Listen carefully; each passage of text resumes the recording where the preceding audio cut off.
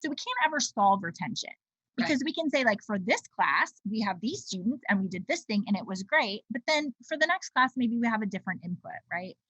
Well, I And think then, we have to remember too that they're still individuals we're working right, with. And there's whole other stories that are happening behind the scenes and stuff at home, and the data, especially coming in, kind of already like putting them in these pieces, right? That's never going to tell us some of those things. It'll tell us right. grades coming in, and it'll tell us, their EFCs, and it'll tell us their majors and where there could be issues with their major and that they're an athlete and whatever. But it doesn't tell us dad's lost his job, and right, it doesn't tell us those things. And so it Yeah. still comes down to that, like the relationship with students.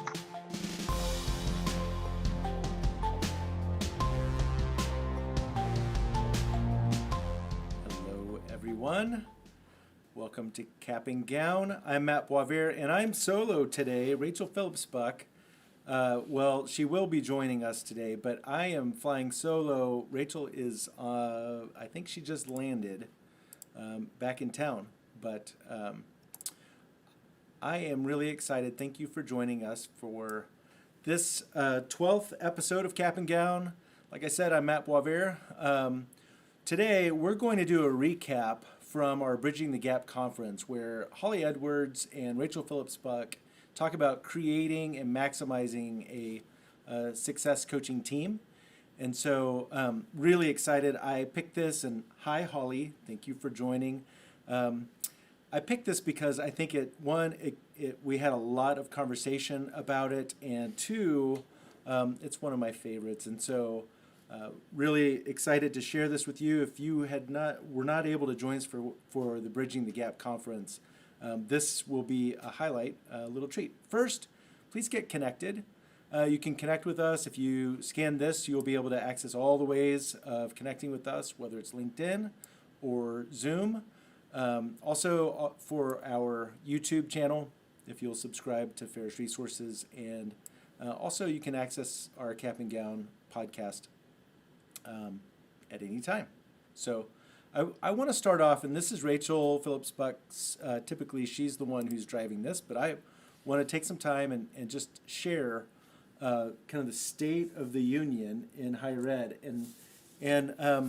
So a couple of things. One, Rachel always starts off talking about the number of schools who are making the decision that students would have to be vaccinated when they come back to campus. And I just want to share, as right now we're at over, I don't know, Rachel Elam will chat out the link to this, but we're over 180 schools that are requiring students to come back with the vaccination. And just to put that into context as far as numbers, right now we're looking at about 2.4 million students who have to make that decision to come back to campus vaccinated if they would choose.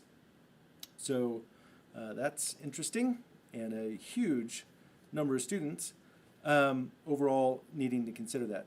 Second thing that I want to talk about, this is called Rapid Education Prototyping, or REP4.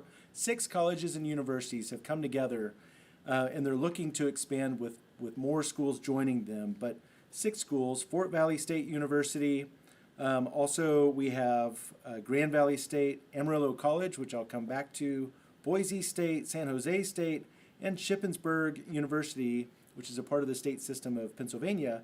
They've come together, and what they're trying to do is look for innovative ways of improving higher education.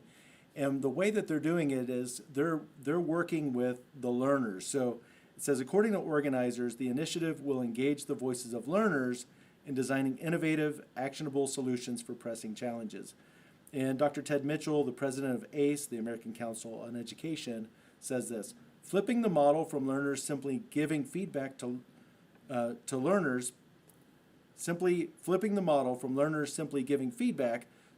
being designers of education is truly an innovative idea. I'm really excited. The president, Dr. Lori Carter, who is at Shippensburg, she's transitioning to one of our schools, Lawrence University, and she's a part of this. And she's been talking about how important it is for like-minded institutions to come together and talk about issues not only involving learning, but also how to address social justice and a lot of the equity issues that we see happening. coming back to Amarillo College, I love Dr. Russell Lowry Hart there, and he makes this strong statement. Higher education is at risk of irrelevance if we cannot adapt and innovate for a shifting landscape in technology and workforce development. And so all of these schools are coming together. They're looking to continue to learn more from learners and what's best for the learners in and how to reshape education based on that. So that's pretty outstanding. Next, this one was interesting. We have no more SAT or ACTs at the University of California system. So on Friday, last Friday, the University of California agreed to stop considering the SAT and ACT in admissions decisions, settling a court decision that the university lost. So back in September, a judge issued an injunction barring them from considering SAT or ACT scores in admissions or financial aid. An appeals court upheld the ruling, so they came and they settled. And Aurea Montez Rodriguez, the executive vice president of the Community Coalition, one of the groups that sued over the admissions policies, said, "It's very exciting to see this settlement, as for decades, Black and brown students who can't afford pricey SAT and ACT prep and tutors have been at a disadvantage when applying to University of California schools and scholarships." And so then a spokesperson for the University of California system said, this is going to provide certainty for students and their families, counselors in high schools. And I think what's really interesting is pre-pandemic, we've talked about this before, we had 46% of four-year institutions who were test optional. That's about 1,070 schools. And for admissions this fall, we have 1,700 four-year colleges. That's 73% who are test optional or test blind. And in fact, the number of test blind colleges is 69. So the role of ACT and SAT is certainly being affected in admissions and financial aid, but also for us, that means we have to be more mindful with other ways of identifying students who may show early signs of struggle. Okay, a couple of more. This one I really love, as we've talked about some of the, when we did our student impact survey, some of the things that we learned regarding technology. The government's coming together and forming a partnership between the Federal Communications Commission and the Department of Education to provide discounted internet access to all Pell Grant recipients for this coming academic year. So this is going to provide up to $50 a month on broadband service for eligible households, $75 a month for households on tribal lands. Also, participants can receive a one-time discount or stipend of up to $100 to purchase a laptop, desktop, or tablet. In this, over 825 broadband providers are participating, and so that's just a great way of addressing this technology gap that we've seen exist. The last one is my favorite, and that is headline, Therapy Dogs Helped At-Risk Students Coping Skills. So college students who were at risk for failing and who spent more time with therapy dogs over the course of a 4-week academic stress management program were more likely to experience improvements in their executive functioning skills, such as time management and coping techniques. So Washington State University and Virginia Commonwealth University had researchers who looked at, they had a study of over 300 students, and they broke them into 3 groups. One group had 1 hour a week of stress management training and activities such as meditation, deep breathing, and muscle relaxation. A third interacted with registered therapy dogs for 1 full hour each week, 4 weeks. And a third group did both for 30 minutes. And what they found was those who were treated with the therapy dogs were able to spend that 1 hour every week for 4 weeks, had shown significantly higher executive functioning levels across all domains when they interacted with therapy dogs. And so if you have not had therapy dogs come to your campus to work with your high at-risk population, I just highly recommend it. It seems to be very effective. So there are some ways of just thinking about higher ed and the state of the union. I hope that's helpful. Today, again, I want to come back to last week. We did our Bridging the Gap conference where we had a lot of great presentations, some best practices that were discussed, and I want to share some of those outcomes from that. So this is, as I said in the beginning, this is a video from Holly Edwards and Rachel Phillips-Buck. Holly, hi. Hi. I sort of feel like we should be in the same place because we're in the same city, but this is the nice thing about Zoom, that we can look at each other's faces even though we're not in the same place together. Right. That's a benefit. So thank you so much for joining me. I'm really excited today to talk about success coaching because you have for several years worked really hard to create your success coaching team and have a lot of insight about kind of the ways that we talk about the job and measure the job. And so I know it's going to be really informative. So let's start off with, I usually do 20 questions when I do our podcast with Anthony, but I just have 3 for you today. Okay. So the first one is, what machine or appliance in your house aggravates you the most? That's easy. It's like this love-hate relationship with my Roomba, because I love it. I love what it does for me, but I'm never prepared for when it starts. I haven't like picked up all the socks and all the like stuff on the floor, right? And so like I had it set for like at like 9:30 at night to come on, and as soon as it would come on, I'd like and I'd like jump up. I'm like, I don't have all the paper. We have 5 kids right now. I'm like, I don't have all the paper off the floor or all the whatever it is. Oh And gosh. so I love the appliance, but I'm annoyed by it sometimes because I'm not prepared for it. That's good. That's a really good one. Mine is Alexa because it only doesn't listen to me. It listens to my husband. It listens to my daughter. It never does anything I want. I'm like, Alexa, turn off. Alexa, turn. And then my daughter will be like, Alexa, turn off. And then it does. Yeah. That happens when I want Baby Shark to stop, and it doesn't listen to me, and it listens to other voices. It just keeps going. Yeah, it will not stop. Yeah. If you all would like some therapy about appliances in your house, feel free to chat us, because clearly our houses are running us sometimes. We'd love to engage that. You can only eat one food again for the rest of your life. What is it? Panera bread, French onions. Oh, I do love a good French onion soup. That's a very good one. Okay, and lastly, what is your favorite app on your phone? Probably Instagram. I love Instagram. I love how it connects me to people, but I also can, if I want to, I'm not like being disciplined, I can kind of get lost in it for a long time, which is the downside. But I like the creativity it sparks and just seeing in people's lives. So I just really like Instagram. Yeah, that's a good one. That's good.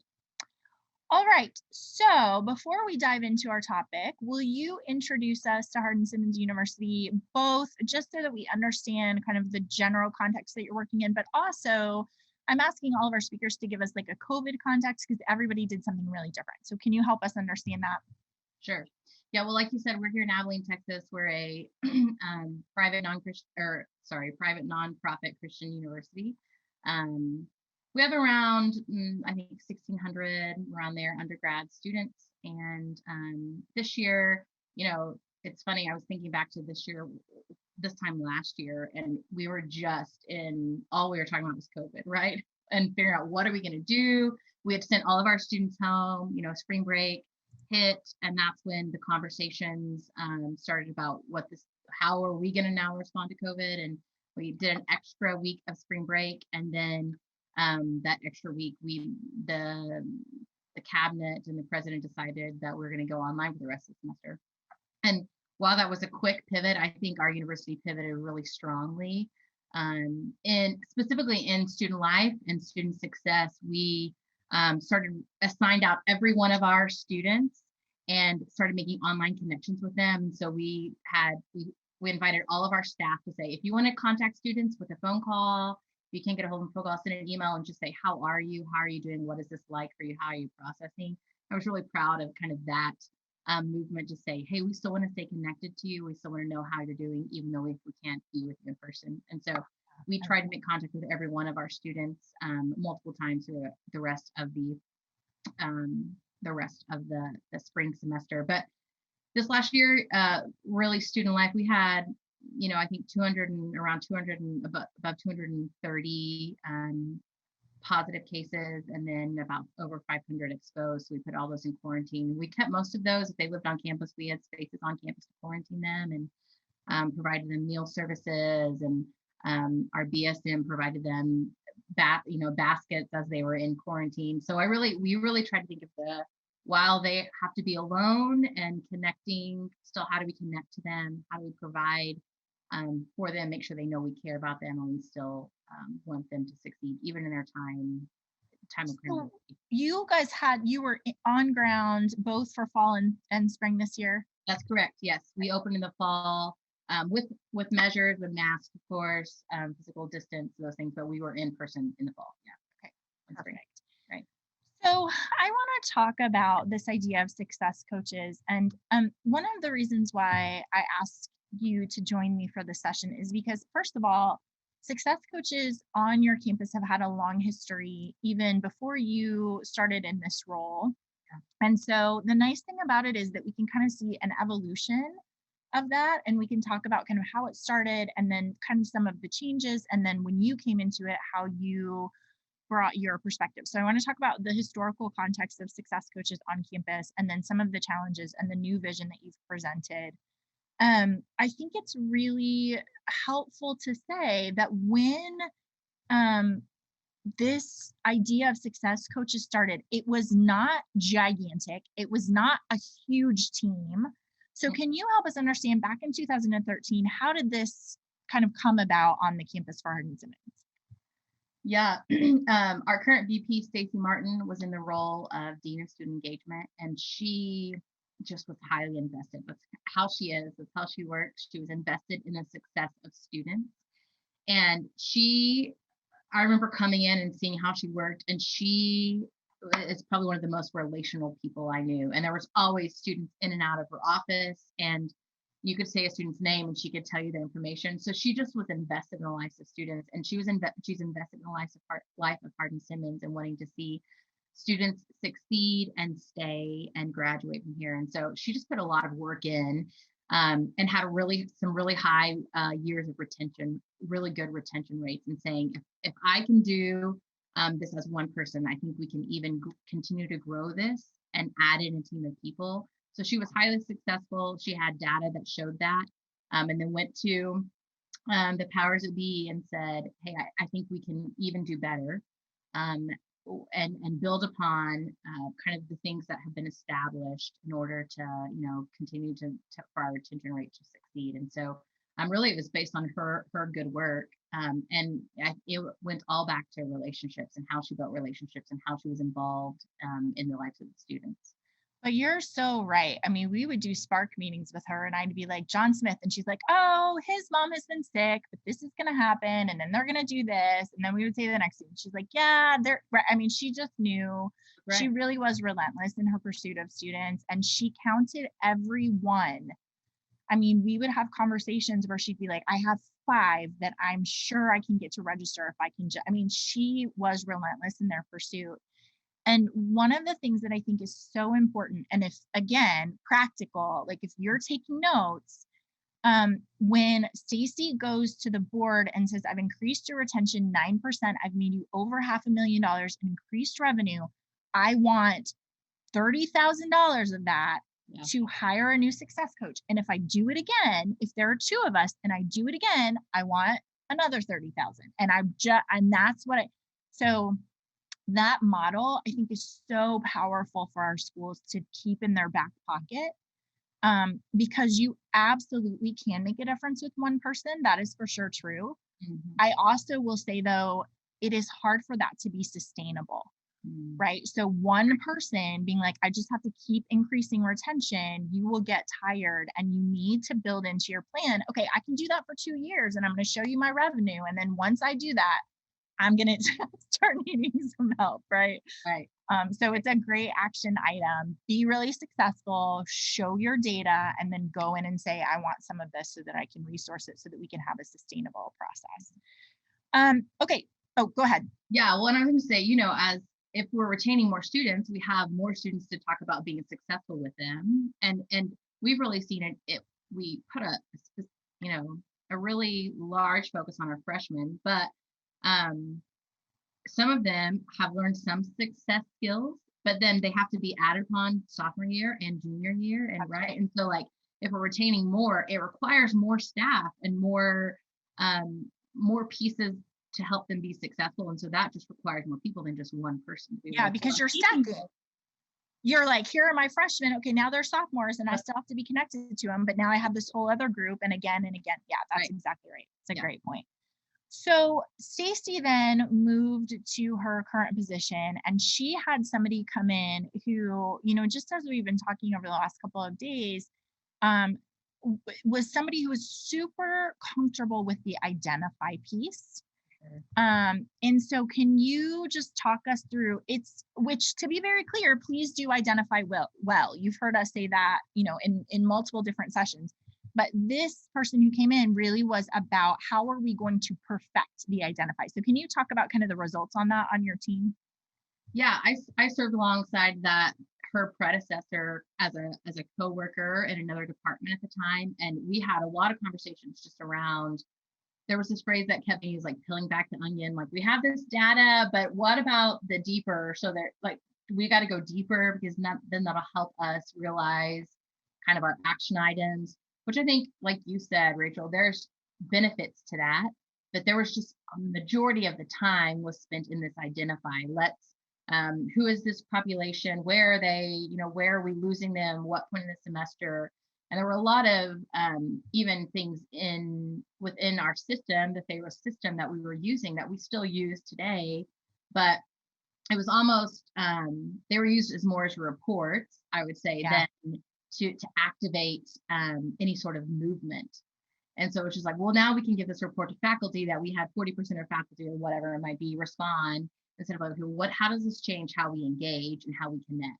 Yeah. There was just a significant amount of time spent in what is this data saying? What is this data saying? Instead of then the action that came with it of how does this change how we interact, how we connect, how we relate, and help students engage? Which there's so much desire, I think, especially as data becomes more accessible. I understand the inclination that we can get it perfect, that we can figure out exactly the right thing. But what I see so often on campuses is, first of all, let's not forget that retention is an equation. So you have to be thinking about, as our inputs change and we do different things, have different support processes, then our outcome is going to be really different. So we can't ever solve retention, because we can say, like, for this class, we have these students and we did this thing and it was great. But then for the next class, maybe we have a different input, right? Well, I think we have to remember too that they're still individuals, right? And there's whole other stories that are happening behind the scenes and stuff at home, and the data, especially coming in, kind of already like putting them in these pieces, right? That's never going to tell us some of those things. It'll tell us grades coming in, and it'll tell us, their EFCs, and it'll tell us their majors and where there could be issues with their major and that they're an athlete and whatever.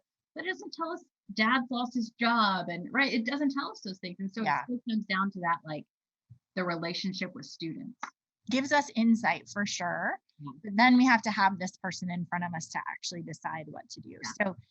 So I actually created the success funnel as we were working with Hardin-Simmons, because what I was seeing was that there was so much work on identify.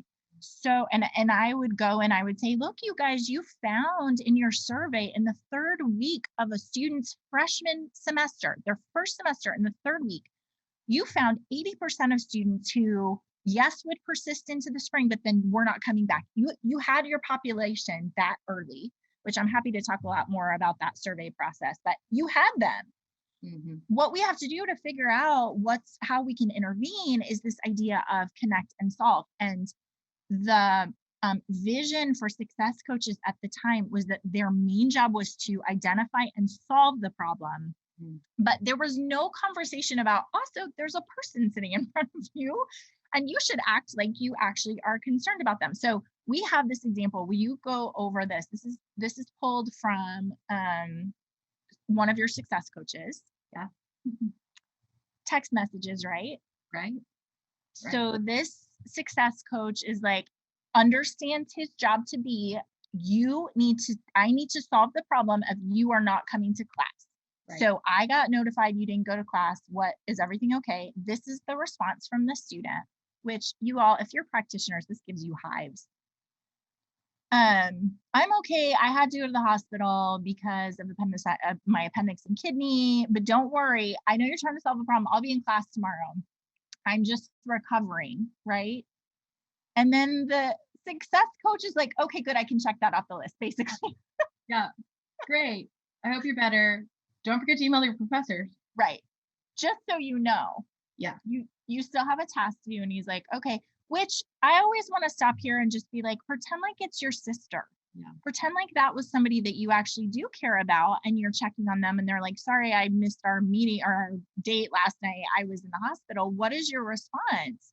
Yeah. This is a perfect example of somebody who thinks their job is to solve the problem, right? So then I think he closed the case. And then a couple of weeks later, or 5 days later, he's like, hey, I got another note. You're not going to class. I thought I solved this, but clearly wrong.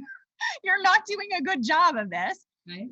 And the response is from the student's sister, who then's like, hey, he's okay, but he's not going to be able to respond to you for a week or so. And the success coach is like, okay, good, thanks. I've solved that problem. Like, I understand he's in the hospital. I don't have to worry about it anymore. I guess was the case, probably. He did. And the student left. Right. Like, the next thing was like, okay, this is considered resolved. And the student's like, I'm out. Yeah. Okay, I know practitioners are hyperventilating with me here. So we came back and we were like, it's super important to put this connect piece before the solve piece, because if you don't understand, and if you're not speaking the vision to your success coaches, that the most important thing that you have to do is be in a room with a student, we're going to have a lot of trouble. So can you talk about connect and solve, and maybe generally, but also just as you have tried to teach your team about what we want for them to do?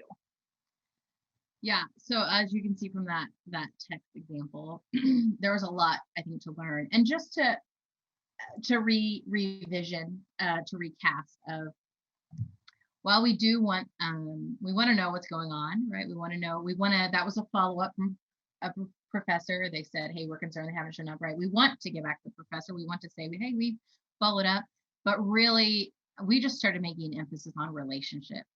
And like, you have to know the students. You have to, so we talked a lot about face-to-face communication. A majority of the communication that was happening in the time of that text message was texting. And there was a lot of philosophy that I had to sort through with my team.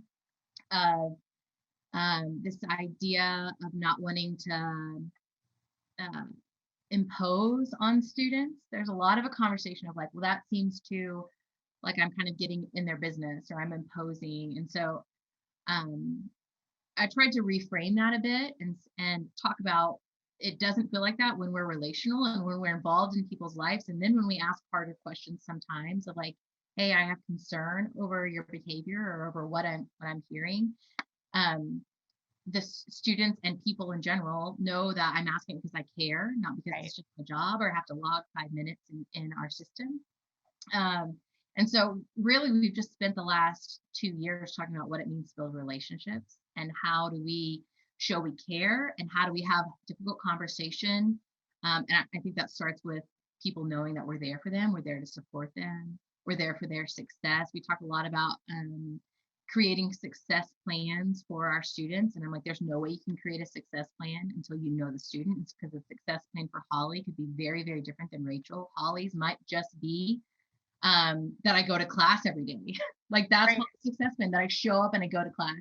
And Rachel's might be that she has a 4.0. And so what is she going to do to get that? But mine is not on the same level as Rachel's. And so, but my push has always been, but you have to know the students to be able to have these conversations. And so be where the students are. We've had a lot of conversations about how do we get them, how do we connect with them? What does that look like? How do we get them in our offices? And and I've talked a lot about that, sometimes it isn't about being in their offices. We go to where they are. We go to the cafeteria where they're eating. We go to the student center and sit down with them. And, it's just the foundation has been build relationships and let them see how much you care for them and how much you value who they are and what they mean to the university here. So, Holly, I want to go back to what you said about individual plans because I think that is one of those things where there's like potential for great success if you do it well. And if you ignore the idea of individual plans, the potential for significant damage, I think, is great as well. So if I'm meeting with you and I don't know you, this happens in academic probation, which let's talk about academic recovery instead, but academic probation all the time, where you have to go to this class and you have to have this meeting and you have to do study skills and you have to whatever. But really the reason you did not do well is because someone in your family was sick or somebody lost their job or you had significant roommate conflict or you didn't like your major, whatever the contextual thing is, right? So when I come to meet with you and you tell me, here's the 18 things you have to do because you did not study well and you did not pass your classes, and I'm sitting there thinking, I'm grieving or mournful or something, I had a terrible semester, and you don't stop to assess that, it is so harmful to the connection because I just feel misunderstood and like no one sees me, right? Right. Versus, hey, this is not about studying. I know that. I just want you to come to me once a week so we can check on how you're doing in this grieving process. Right. Thank you. Right. So I love that. And I feel like that's a theme that's coming out in all of these sessions is like, we need to pay attention to our individual students and not just have this application of like, well, you had this thing happen, so obviously this is what you have to do. Right. The other thing that you said that I think is really helpful is the idea that connection is the only thing that counts. And sometimes I think success coaches want to say, but I tried 7 times to connect with them, which I'm glad you did that, but so you never connected, so the 7 don't really matter. Yeah. Right. And it's so hard because I understand what they're doing, but you do have to talk to them and cast the vision for like, it is not how hard you're trying to connect with the student. I respect that. I understand sometimes it's harder than other times, but what you get credit for is your conversations. And you've done a lot of conversation around that. Yeah. There have been really, I've set some really, I think, high parameters of this is how many hours I want of face-to-face. I don't really care. I always say the text message is the vehicle to an in-person. So that's the text message isn't the conversation. The text message is, do you have 10 minutes to meet with me? I'll see you at the coffee shop in 10 minutes. Can you meet with me? That's what the text message is for. Right. The text message is not for, as we just saw from Will or Will or whoever it was, or Steve. Yeah. That's not the point of the text message. The text message is to invite to something else. Right. It's just to get a hold of them. And so for us here is a reframing of how do we use our resources to connect, that the text message is not the connection. The text message is a resource to then connect to the lunch ticket, to the coffee ticket. The mode, right? That like, here's the way that we're having a conversation, but it is not, you don't get credit. No. Right.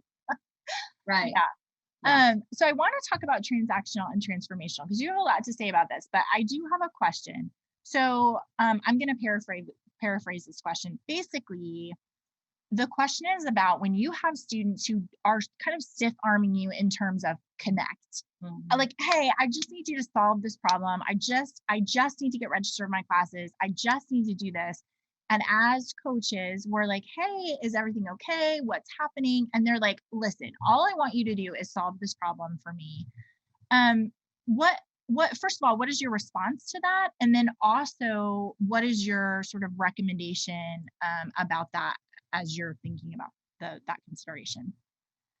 Yeah, my first thoughts are, and what I encourage my team is to use the resources we have. So using other people on student life team. I often like, let's talk to the RD. Does the RD have a good relationship? And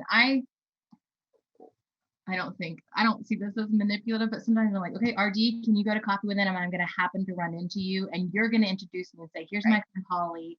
And oh, Holly says she's been trying to get a hold of you. And so use or a coach, one of their athletic coaches, like connect me to them, let them know that I'm on their team as much as you're on their team. Or we have a lot of we of course have RAs, we have these first year mentors who walk alongside all the first year students. So even using other students to say, hey, if you're going to be meeting with them soon, can I just pop into where you are to show like I am for them. I am, I am with them. I want to walk in this with them, not just be like, I'll respond to your email or whatever. I'll send you to the person you need to go to. I also think there's some wisdom in, and I've had this conversation with some of my student success specialists, students we've tried and they just won't respond. And I'm like, you know what? We have other people who will respond. So at some point it is just saying, you know what? We have tried our best. We have gone to, I've dropped off Gatorades in people's rooms and said, don't forget, I'm still here. I've been dead. Yeah. Right? Like the intentional pieces. But then sometimes I'm like, they know where I am. I've tried. And I have other people ready and willing and needing this. And so I'm going to move to the next. So I think there's some wisdom in knowing that too. And I also think that, so I'm thinking about a student one time where she came to my office for something specific. She was trying to solve a problem, and she her mother had just passed away. And so she told me that, and I was like, oh my gosh, are you okay? And she's like, I'm fine. I'm going to counseling. I have people I'm talking to about that. I literally just need you to help me to register for classes. And you said something the other day, Holly, that I think is so important, which is when we get caught up in, but I have things to say to you. Like I'm trying to tell you, and I'm trying, and that can be resource. Like I need to tell you about these resources. But honestly, those of us who are in higher education, we like connections with students. We want to be helpful. Why we do this. Right. Yeah. And so sometimes the wisdom to say, I'm not the one. Right. I'm not going to be the one but I hear you say, right, you do have connections. And so I'm going to let that go. And I'm going to find a student that really needs it. Yeah. I think can be really hard for us sometimes because we want to be helpful. Right. Yeah. Well, and talking about that too, we're talking just about the like discipline of presence and just like knowing, okay, maybe sometimes I was talking with a young professional here at Hardin-Simmons the other day, and he's like, did I say the right things? Did I do, some of those things, like, should I have said something different? And I was like, sometimes it's just that we're there and we're with them, and maybe we didn't say the right things, but they know that we're there, right? And so even if, like that girl, right, she knew you cared about her enough to say, listen, I know you're going to ask me if I'm okay. I'm doing all the things, but I know you care enough to know that, and so I know you're there if I need you. I think that's important, just knowing, I think something I've held on to is like the ability to be interruptible in that if students need me, I can be interruptible. Most of the stuff I'm doing, it can wait, right? Yeah. It can wait. If a student needs me and needs to talk to me, I can do that because I want them to know I'm for them and I'm present with them, and all of the things can set for a bit. Which is incredibly moving for anybody to have and of focused, uninterrupted presence. It's just not something that we have very often. And yeah, it's really powerful. It is a really powerful thing to be like, this person is paying attention to me and letting me do what I need to do in order to be healthy. I don't know if you have another resource that you want to recommend. Not necessarily. I mean, I kind of went back to the basics of teaching what it just means to be relational with people. Yeah. And I'm not sure if this will come up later, but I think this is in one of my tips at the end, practical items, is if they haven't ever experienced it, then they don't know how to do that with students. And that is some of what I found too. And in my questions with my team about who has been a mentor in their life and who has had harder conversation with them, some of them did not have that. And so I realized, Holly, you're asking them to do something they've never experienced or they've never had done for them. And so trying to model that with them, give them resources that, not that I can do that with everybody, but give them resources to see how other people are doing it. Yeah. Because it's hard to ask them to do something if they've never done it. For sure. I think Tracy and Rick said that yesterday, right? That like, if you know how to live in community well, you can teach it. But if you don't have that experience, then it is very, very hard to be able to teach that to other people. Yeah. Okay, sorry, we have so many questions because I know that this is a super important topic for all of us. So one thing is, do you have any tips and strategies to help connect with students in a virtual environment? Holly, do you have any insight on that? Yeah, we, especially in last spring, that had to be some of our significant pieces, and we did Zooms with students. I think still hearing a voice, seeing a face and hearing a voice is really important. We, like I talked about, my team was really, their go-to were the text messages. And so I really think it's important to see faces and hear voices. And so whatever ways we can do that. I think it's hard right now is because I think we're all zoomed out at some point a little bit, and so to ask students to get on Zoom is harder, and I think they're less likely to do that. But I also think as much as it is, and I say this with a little bit of like precaution, or I would give myself precaution or my team precaution, meeting them where they are at some level too. And so we did a lot in the last spring, we did a lot on social media, a lot on Instagram, talking about success. And we had like a daily, like Monday, we talked about mental health. And on Tuesday, we talked about something. And on Wednesday, we talked about spiritual health. And on Thursday, so like every day, we're going to talk about this every day because this is where they are. And so while I don't think we need to be on every platform that they're on by any means, I do think that us putting out content for them there and saying, we're showing up here. We know you're here. We're going to show up here, just like we're going to show up down here in in your student center and sit with you and have coffee. We're going to show up where you are virtually also and be present in that. So I think those are just a few things. That's so good. And I think it ties into Lisa's question about what's the metric of when there's just okay, I've done all that I need to. So my responses to that are, first of all, I have found often, I have an email that I would send students that had like a 98% response rate. Like I would try and I would try and I would try and I would try and I would try. And then finally I would say, it is clear that you don't need help and I respect that. So I am going to stop contacting you, but remember, I'm on your side. And almost always students would be like, hey, I need help. Yep. Right. So there's something about the distance or pursuer. I think that's super helpful. And so my metric is like, if I send that and they don't respond, it's really not me. Yep. So that's the first thing. But the second thing is, as much as you don't get credit for attempts, because you don't, you also are building up a bank account of positive regard with your students when you are consistent, when you send them notes, when you send them emails, when you see them on campus and you say, hi, John, like you are helping them understand I'm around and I'm in your corner and I understand, not yet. But listen, I've said to you before, I was an at-risk student. I had multiple people like, how are you doing? And I'd be like, I'm fine. What's your problem? Right. And then I go back to my room and cry. Yeah. But I did have a list of people that I'm like, every time I see them, they know my name and they ask me a question. Yeah. And on a particular day, when I'm in a certain kind of place in my brain, when a person says, how are you? And I'm like, not great. Yeah. That is because of all of those attempts that they've made and all of the ways that they've tried to connect with me, right? So it's just, relationships are super complicated and it's hard to know exactly what you should be doing, but that like persistence, presence, I think is really, really important. And I think, and this is so small, but man, it's been pivotal in my like life, in my college experience a while ago, and then even in how I connect now. And you talk about, it's like the name piece, and some of my student success specialists have 150 cases that they have that they're, so I'm like, I know to ask you to know their names is very difficult.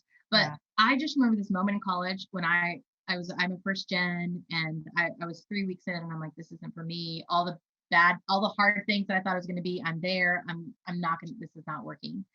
And I walked out of my residence hall and somebody said my name, said, hey, Holly, how are you? And she knew my name and it changed. I thought, I can do this. Yeah. That's all. She just asked how I was, but it's because I thought somebody knows who I am now.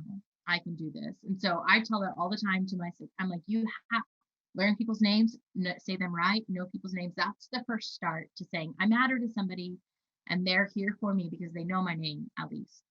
And It's so, such a good example, Holly, because it's exactly what you're saying. Like, we all have moments in our lives where we're like, a person knew my name, a person named a feeling I didn't know I was having, a person saw me and said, you're having a hard day. These are places where that's literally 2 seconds. Someone said, hey, Holly. And how many years later are you like, never going to forget it? that's right, Never I'm going to still forget that. talking about it 18 years later. Yeah. But Holly, I would be very sad if we ran out of time before you were able to talk about transactional versus transformational. So can you help us with that piece? Yeah, I was talking to Rachel about this the other day. And I'm like, I don't know if God gave this to me or to you. And she's like, I was like, okay, yeah, we're gonna give like God like 5% and then 95% to me. But this has been really good. And just talking to my team about what the difference is and what I'm wanting, what I'm expecting, and how I want us to move. To me, transactional is I'm going to give you a name, or I'm going to give you an office to go to. You have a question. Here's the answer. It's the solve, right? It's the Right. transactional. You have this. I'm going to solve. Here's the solve to it. Instead of this transformational experience of where you're known, I'm helping you navigate, or I'm alongside you. I'm standing alongside you, walking you through, helping you think about your success, helping you think about how to communicate to your professors. And in it, we're teaching skills that then will be applied after they graduate, and they're talking to their boss and like, oh yeah, I remember I was told how to talk to a professor about, right? So it's these things that we're teaching in the moment, these skills, these life pieces, whatever, that then can be used again, instead of just like, well, I don't remember how to do that. Somebody just walked me to an office. Right. And so really, that's where I'm pushing my team right now, is like, is this transactional or is this transformational? We're also talking about, and I don't know that Rachel, you and I talked about, but challenge and support, right? The theory out there of challenge support. Where do we need to provide support? And then where is in really this growth piece, there has to be challenge. And so knowing the student, again, it goes back to this foundation of knowing the student, and knowing, you know what, this conversation, and sometimes in conversations, it's both of those. It's support, there's a little bit of challenge, it's support again, right? It's the balance of both of those things. But really looking at the development of the student and saying, what do they need right now? How can I help them? And it isn't most of the time. Sometimes that is part of a walk to an office is part of that. That isn't not it. But it's knowing in the moment, what is being taught here? What do they need in this? And how to provide that they're learning it. I'm not just providing an answer. Right. It's the best of student development. That's right. It's I'm going to lead you, but it's you're going to do it. And in fact, we have this new equity gap initiative. It's called the Summit Initiative. Mm-hmm. And the reason we named it that is because we're like, hey, don't ever forget that the hero is the student. The student is the one who's doing it. They're the one who's climbing. They're the one who's overcoming the challenges. Our job is to walk alongside them and be like, hey, I have a little bit of expertise about this. I'm going to help you. But you are the winner. Like, you're the one who's going to win in the end. Right. Okay, I want to talk about our practical action items. You and I are going to stick around for a little bit. We're done in a couple of minutes, but I'm happy to stick around and continue this conversation. I do want to say Shannon has a great example of just remembering when a student has something going on and sending a text or an email and saying, hey, I hope it goes great. Mm-hmm. Athletics is such a good example of this. Like, you're going to do great today. This is going to be really exciting. And that's that connect piece where you're like, I am going to, even in the middle of nothing, say, I'm thinking about you and I remember that you're doing this thing. And I had on Tuesday, we were talking to Shauna, who was an athlete and a coach. Mm-hmm. And she was like, I was so grateful when somebody not only knew I was an athlete, but would just say to me, hey, that was a great block, or how's your knee doing, or whatever. It's such a great example of, I see you and I know what's going on with you. Yeah. All right. Will you take us on our practical action items, please? Yes. Can you see them? Yeah, there we go. Yeah, so I think this is what we talked at the beginning, knowing where you are, and then measuring that, so you can say, hey, this is what I've done, this is where we are, and this validates us, bringing in more people, and what more could we make it, right? If we had a bigger team, or at least one more in our team. So knowing what's your retention increase, I mean, the real valuable numbers, right? To validate, hey, we're doing the work. We need more to do the work. Yeah. I think the big piece is the connect, and I don't even know if the funnel, if their size. I feel like connect should be the biggest part of the funnel, right? Like this is the biggest part. We found it, and I think that's what I keep coming back to. Is I'm thankful for companies like you, who I'm like, you guys do the work for us of helping us find the students. So like we know who the students are, who we need to focus in on. So our job really is just that connect piece. You just have to know how to connect. And so it's that connecting before solving, understanding transformational, right? And again, I think they can't understand that unless they've known that. And so finding ways for me as a leader to show them transformational leadership, and to show them opportunities out with their peers and with others. Continue to develop a passion to how do we develop and walk alongside students. And then really practical examples how to engage. I think similar to that you just gave, my example that I always give is like, if you know a basketball player and they're not responding to you, you go to the basketball game and you make a sign that says, way to go, right? Way to go, Bree, whatever. And then Molly, we'll talk next week. That's right. Or you go up after if you don't want to do that, because that's whatever, you go back to the game and you say, that was some really great shots. I'm Holly. I'm the one texting you all the time, right? Like, I love it. I've been trying to get a hold of you. And again, it shows you're interested in them, you know who they are. And there is this, you're putting into their bank, saying, I'm investing in you and you're important to me. So we're going to just take a couple minutes to talk about measure, because I think it's a really important piece. It is so hard to measure interventions and to measure outcomes. So Holly, can you talk a little bit about how you're doing that with your team? And then I'll give some maybe broader examples of that. Sure.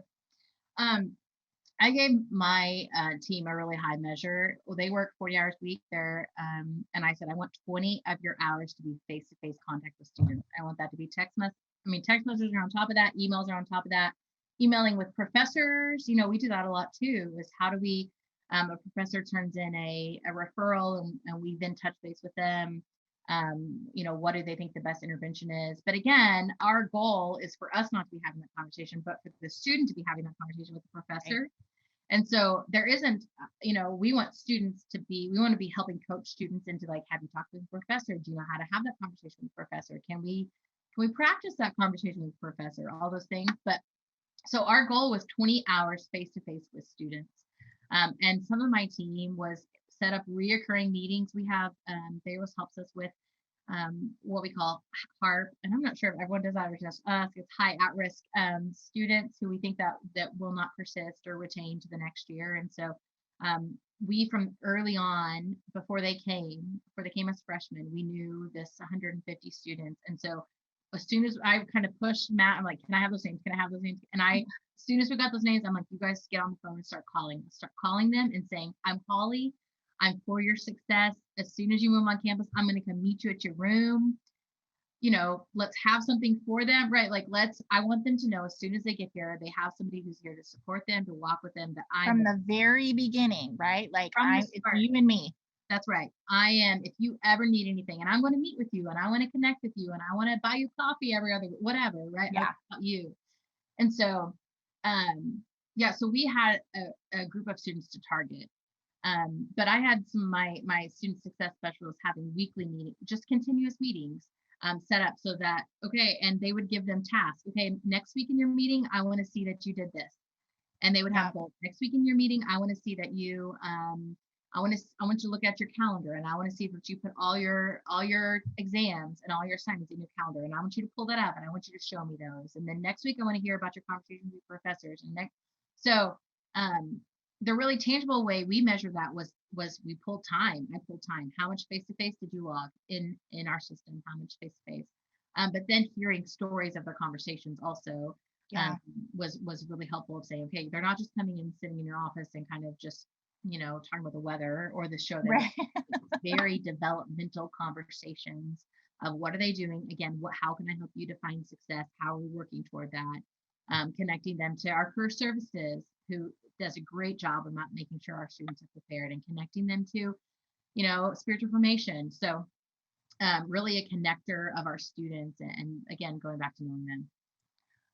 I really like that. And I think another way to get at that is to talk about, so if we go through the identify, connect, and measure, what we're saying is, how did we find them? Yeah. We got a referral, they were in our high at-risk population, they walked in, they were a freshman. So if you think about measurements, you say, here's how we found them.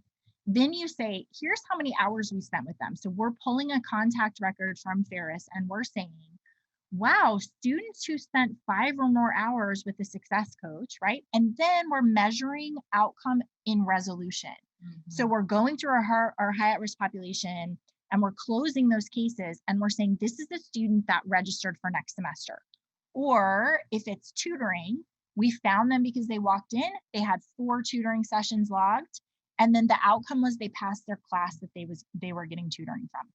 So to the question, I think it's right that it's not always like, oh, they were successful. We can actually parse that out much more specifically and say, for student success coaches, what is the outcome that we want? Yeah. Is it that they spent 5 hours with us, or is it that they registered for their next semester, or whatever that resolution is? And then for each of your offices, you're able to walk through that equation. Here's how we found them. Here's what we did for them. And then this is how we closed their case with that specific resolution, so that you could say, Holly, wow, of our high at risk population, we're measuring retention into the sophomore year, and we increased that number 30% by getting that cohort before we started, and then just having all of this connection with, which is, I think, about what you guys did for that population, because you worked them so hard. You were able to say, of those students who are most at risk, they actually retained better than our average student. So I'm happy to say a lot more about that, how we can measure that. But I think measuring intervention is incredibly hard without software, because I always say, like, when I was doing it without Pharos, I was counting on my calendar. I was like, well, I saw this person 4 times. Let me look in SIS. Oh, they registered for next semester, right? So it is a really difficult thing, but we can make it a lot easier. Yeah, for sure. All right, friend. Well, good to spend time with you. I hope everyone has heard articulating the vision of your job, and what I'm measuring you on is whether or not you are connecting well with students. Because let's be honest, we cannot solve all their problems. No. If they've had a difficult time in their family, or if they hate their major, or they're not connecting with their roommate, we cannot solve those problems. But what we can do is sit with them in a room and say, I'm really sorry. That must be really hard. I see you. We'll get through this together, right? And giving them the vision for that, giving your success coaches the vision for that, is how you're going to make an incredible impact on your students. So thank you for sharing. Thanks, Holly. Bye. Bye. Well, thank you for joining Rachel Phillips-Buck and Holly Edwards as they talk about creating and maximizing a success coaching team. I think it's so important to teach connect before solve, and the power of transformational and not just transactional exchanges with your students. So I hope you found that as great as I did. Again, this is coming from our Bridging the Gap conference. Our theme of that conference was Kintsugi. And so if you have an opportunity, if you have not purchased this book, Kintsugi, Finding Strength in Imperfection, I would just highly recommend it, as we talk through that this year. And we talk about how to bring something beautiful out of a lot of things that broke through the pandemic in higher education. Also, if you haven't, you can connect with us. Here's a QR code. Just connect with all of us on LinkedIn. This will link you to all the speakers that we had at Bridging the Gap. And so recommend that you do that. And if you have not, either subscribe to our channel on YouTube, please do that. If you haven't found us and followed us on LinkedIn, would highly recommend that as well. And definitely, if you're out there and you have not joined us in live on Zoom for our cap and gown, please register, and then we'd love to have you. Thank you so much for joining us. We'll see you next week.